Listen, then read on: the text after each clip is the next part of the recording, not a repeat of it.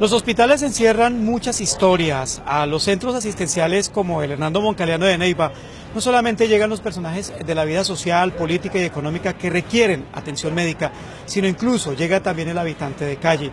¿Cuánta historia hay entre pasillo, entre sala de urgencias? ¿Cuánta historia tienen los médicos, las enfermeras, el personal que trabaja aquí? ¿Asustan realmente en el hospital de Neiva? Vamos a acompañar con un experto, con un médico de aquí, en esta noche en la otra ciudad, las vivencias de hospital. Esta es una de las entradas del Hospital Universitario de Neiva. Médico Antonio Correa, buenas noches. Buenas noches, Alberto, ¿cómo le va? Bien, médico, gracias por acompañarnos en la otra ciudad y queremos empezar por contar cuánto tiempo lleva de vida este hospital, el Hospital Universitario de Neiva. El Hospital Universitario de Neiva se creó desde el año 84, si no estoy equivocado. Primero era hospital departamental, primero era un hospital departamental y después lo volvieron hospital universitario. 33 años prácticamente ya. 32 años. Médico, vamos a avanzar por qué lado para que empiece usted a contarnos cómo se vive de noche en un hospital. Bueno, no, de noche hay días duros como hay días suaves. ¿Cómo son los días duros? Los días duros es de mucha afluencia de gente, mucha urgencia, mucha demanda, mucha referencia, mucho paciente que llega de otras entidades de segundo, primer nivel, ¿no? Hospital de referencia del Tolima hasta el Meta ha venido de referencia. Caquetá, en fin. Caquetá, Putumayo, Cauca. ¿Por dónde vamos a entrar? Bueno, entremos por aquí, pero vamos a ver allí qué nos dice el supervisor de la vigilancia. Con mucho gusto, médico Antonio Correa. Mientras el médico hace lo propio para ingresar, pues él habla con la persona que está encargada de la seguridad del hospital, obviamente para darle todo, digamos, el proceso de claridad al respecto.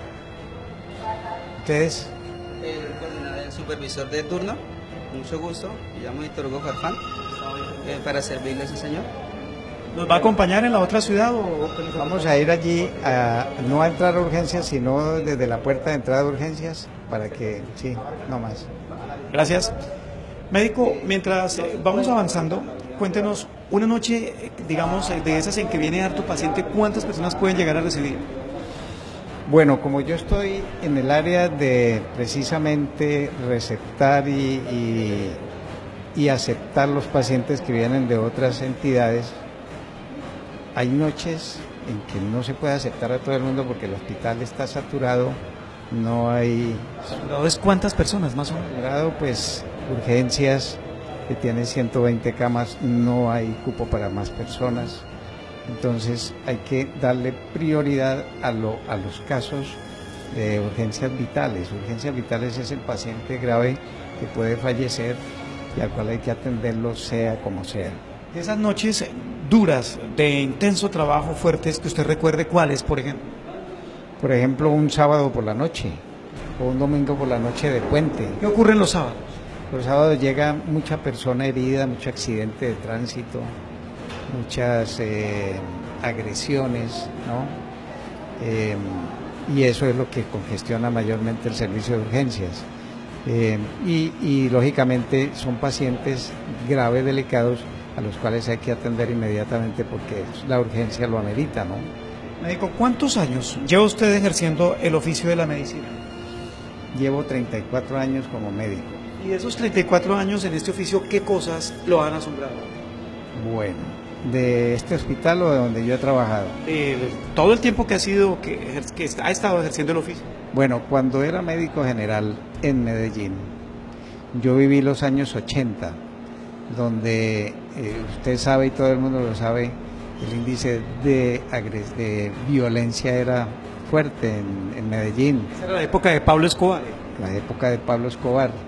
Por ejemplo, le cuento una pequeña anécdota. Una noche estaba yo en médico de urgencias con otro médico en una unidad que llamaba la Unidad Intermedia de Santa Cruz. La Unidad Intermedia es un hospital pequeño que recibe y refiere a los otros hospitales grandes.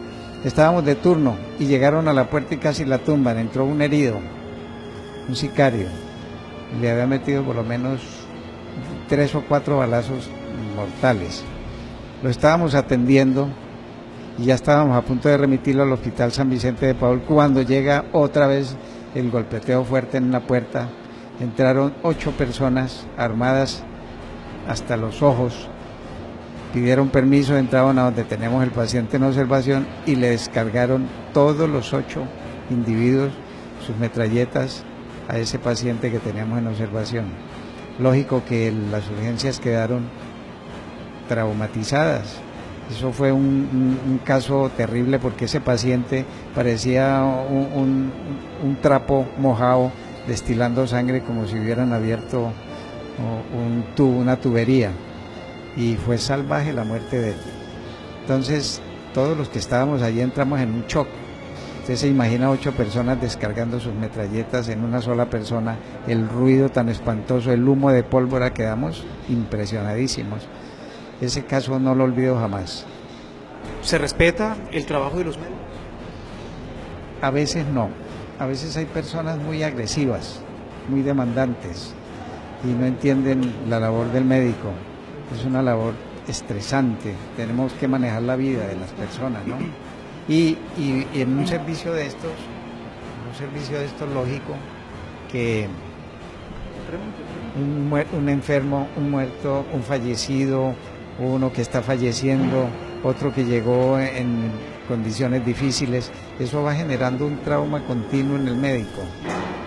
Y hagámonos un poco aquí para liberar un poco la puerta, y desde aquí hacemos nuestro trabajo y de paso le permitimos al paciente que ingrese. Le estaba preguntando si se respeta el trabajo que hacen los médicos. Bueno, como le digo, el trabajo que hace el médico muchas veces tiene la resistencia de las personas porque las personas quieren que se les atienda a todos de una vez y no hay capacidad para esa situación. Entonces el que está grave entra y el otro que también está grave pretende que sea atendido y el otro que cree que está grave pretende ser atendido. Entonces uno en el servicio del triage, que es el que determina cuál de las personas está más urgente para sí mismo derivarla a una atención urgente, pues determina que el que está bravo no se le puede atender porque hay otro que está más delicado. Es allí donde tenemos más tropiezos. Este es el área de urgencias, así, un ejercicio general, sin mostrar mucho detalle, obviamente, porque respeto también a los pacientes. Digamos que hoy es un día en que no está lleno, ¿verdad, médico? ¿O está aproximadamente con una capacidad total? Bueno, es un día de total. Usted ve que está llena las urgencias. Digo lleno en el sentido de que hay días en que uno nota que los pacientes incluso terminan en el piso porque no hay tanta cama. Bueno, no tanto en el piso, terminan sentaditos. Sí, hay días que francamente... Una camilla 3 o 4 sentados porque no hay más espacio, más o menos. No tanto Cuando ocurre, digamos, esas condiciones. Bueno, no, busca la manera de que uno lo siente más que dejarlos a varios en una sola camilla, porque se nos acaban las camillas y se nos acaba el espacio que tenemos para poder aceptar más personas, pero de todas maneras la intención es poder atender a la gente de la manera más humana posible, ¿no? En la historia de este hospital, ¿cuál es el día en que usted dijo o pensó, este hospital, estamos llegando al colapso porque hay muchísima gente? ¿Y qué caso se presentó para llegar ahí, por ejemplo? Bueno, es el día de la semana. Es el día de la semana el que determina esa clase de situaciones. La vez que ocurrió la bomba de Villa Magdalena, cuarta etapa, ¿podría haber sido uno de esos días? Exactamente. Eso fue un día en que el hospital colapsó. Claro que yo en esa época no estaba trabajando en el hospital, pero por referencia sé que fue un día muy crítico para la entidad. Pero usted puede encontrar un fin de semana una congestión y entra el hospital en una crisis grave de tipo recurso físico para poder aceptar a todo el mundo. Entonces hay que empezar a rechazar porque no tenemos capacidad de atención. A este hospital han llegado casos como las 4 personas que han sido quemadas con ácido, el caso de la niña de 15 años que fue quemada en el sector suroriental de Neiva, una persona en Pitalito que también pasó por aquí, y finalmente las 2 personas que fueron quemadas con ácido en la Argentina Huila, una mujer de 26 años y su compañero sentimental que fueron quemados con ácido en el parque principal de esta población. Médico, ¿qué cosas lo asombran? Que usted con 30 y algo de años llegue un paciente que usted diga, increíble, esto nunca lo había visto en toda mi experiencia del oficio de la medicina. Le cuento otro caso, en Medellín también. Aquí en Neiva he visto casos terribles, pero es que en Medellín se ven cosas peores. Una paciente que llegó, la policía la trajo en la ambulancia de la entidad. Estaba parada, estaba atravesando el pasanivel del ferrocarril allá en Medellín, en un Renaultcito 4. Resulta que se le apagó el carro exactamente en la carrilera y el tren venía. Entonces ella, al ver que ya venía semejante mole de acero, quiso salir por el otro lado, pero con tan mala suerte que el tren le volteó el carro y quedó ella entre el tren y el carro. Las llantas del tren la agarraron del cabello y mientras el tren paraba, esa señora parecía un muñeco allí enredada en el asunto. Llegó al hospital sin medio cuerpo, viva y botando sangre terriblemente. Esa señora, yo ya estaba precisamente de salida de turno cuando se dio la situación. A mí me impresionó terriblemente porque la mitad del cuerpo de ella, la que estaba agarrada de las ruedas del tren, fue la que quedó metida en las ruedas del tren. O sea, yo no sé cómo llegó viva, y eso es lo que más me ha impresionado. Pero eso traduce que ya la persona no va a vivir más. Pues le faltaba, faltando la mitad de su cuerpo, sus órganos. Y no, la reja torácica, había perdido el brazo, o el miembro inferior y parte de la cara. Otro accidente, estaba empezando yo a estudiar medicina en Bogotá y una persona iba de afán para el aeropuerto El Dorado y estaba sacando la cabeza buscando a ver cómo pasaban los otros carros porque iba a llegar tarde, y en el momento en que sacó la cabeza el carro estaba más salido y pasó una volqueta y le arrancó medio cráneo. Él llegó al hospital San José, que era donde yo estaba estudiando, con el cerebro abierto y la persona viva. Ese fue un caso que también es impresionante. El que vino aquí a Neiva, el cuchillo enterrado en el cráneo, también. ¿De dónde llegó ese caso, médico? Yo no recuerdo bien de dónde llegó porque eso fue hace ratico ya. Creo que era como del Cauca, que traía un elemento metálico. Exactamente. Bueno, ese simplemente se le retiró el artefacto, no había daño en estructuras neurológicas. Uno no entiende, y quiero que abramos un poco el plano, Juan Pablo, cómo alguien toma un cuchillo y se lo puede enterrar en esta parte cuando el cráneo, esta es una parte muy fuerte, hay óseo, hay hueso aquí.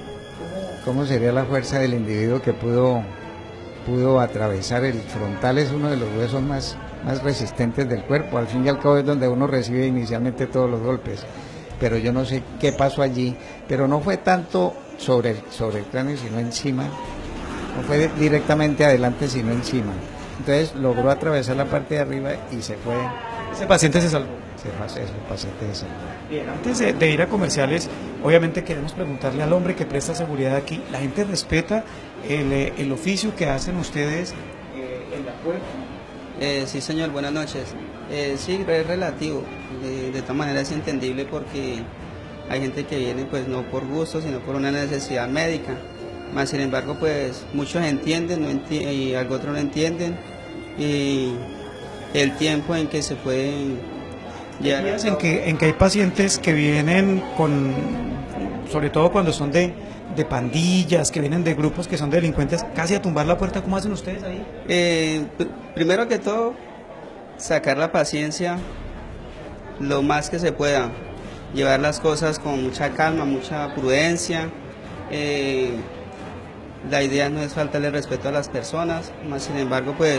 ¿Pero qué se presentan, por ejemplo? Sí, insultos, muchas veces agresiones físicas y así, cosas por el estilo. ¿Casos raros que hayan visto ustedes noche a noche aquí en el hospital? Pues pelea entre pandillas, pelea entre barras, pelea que muchas veces vienen los pacientes aquí mismo.